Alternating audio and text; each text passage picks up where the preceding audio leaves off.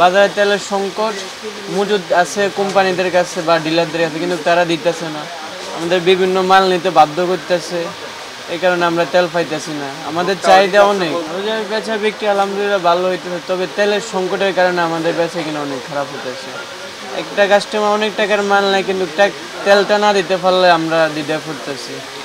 অন্য সময় যদি মাসে ধরেন 10 কার্টন 20 কার্টন লাগতো, এখন লাগবে 40 কার্টন। রমজানের তেলটা এমনি চাহিদা বেশি, আর তাছাড়াও বিভিন্ন অফিসে দেওয়া যাওয়া বাসা বাড়িতে ত্রাণের জন্য কিছু মাল এক্সট্রাভাবে দরকার, সেভাবে পরিপূর্ণ আমরা পাচ্ছি না তেল। অন্যান্য পণ্য সবই বাজার এখন নিয়ন্ত্রণে কম।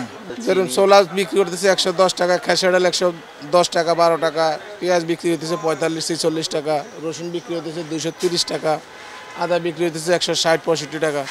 মোটামুটি সবই নিয়ন্ত্রণের মধ্যে এখন বর্তমান বাজার। এখন তো কুলা সোবিন বিক্রি করি না, কুলা সোবিন আমরা এখন কুলা বেচলে পাম অয়েল, এইগুলি কুলা হোটেল মোটেলে নেড়া নেয়। পাম অয়েল কেজি বেচতে যে 165 টাকা কেজি। বোতলজাত সবিন তেল আমরা ওই বিভিন্ন জায়গা থেকে আনি, কিন্তু আনলে পর গায়ে যে রেট আছে রেট মতোই বিক্রি করি। কিনাও লাগতো এমআরপি হয়তো 2 টাকা কম এরকম, বা এমআরপির দামে কিনে আনতে হয়েছে। কিন্তু দোকানদারি করতে হইলে সবসময় তো আর এক করা যাবে না, ক্রেতার সুবিধার্থে দোকানদারি সুবিধার্থে এই দামে বিক্রি করতে হয়। একজনে বিভিন্ন মাল লইলো, লোয়ার পরে একটা তেল নিল, তেলটার যদি কোথায় লাভ হোক বা না হোক তেলটা দিতে হবে। সানবিট সব দিবে সামাল।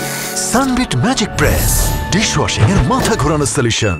না, আমি ডিলারের থেকে তেল কিনছি হচ্ছে 848 টাকা দিয়ে প্রতি পিস তেলের দাম।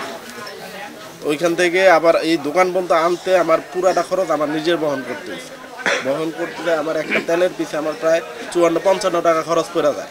এখন তেলের এমআরপি হচ্ছে 852 টাকা।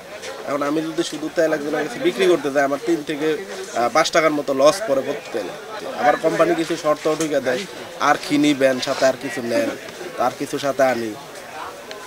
আগে ছিল পোলার চাল, যে পোলার চাল নেন 1 বস্তা করে, প্রতি তেলের সাথে 1 বস্তা করে পোলার চাল। কারণ ওই 1 বস্তা পোলার চাল, তেল তো শেষ হয়ে যায় 2 দিনে, পোলার চাল তো শেষ হয় না মাসের পর। এই যে আমার 3 বস্তা চাল এখনো করে আসছে নিচে। 900 টাকা করে কিনা লাগে, কাস্টমারকে দিতে দেওয়ার লাগবে, আমার এখানে ব্যবসা করা লাগবে, আমার কিনতে হবে। এটা আমি বাধ্য, আমার কিনতে হবে। দেশের পরিস্থিতি যাই হোক, তেলের পরিস্থিতি যাই হোক, আমার আনতে হইবে, আমি ব্যবসা করতে হইবে।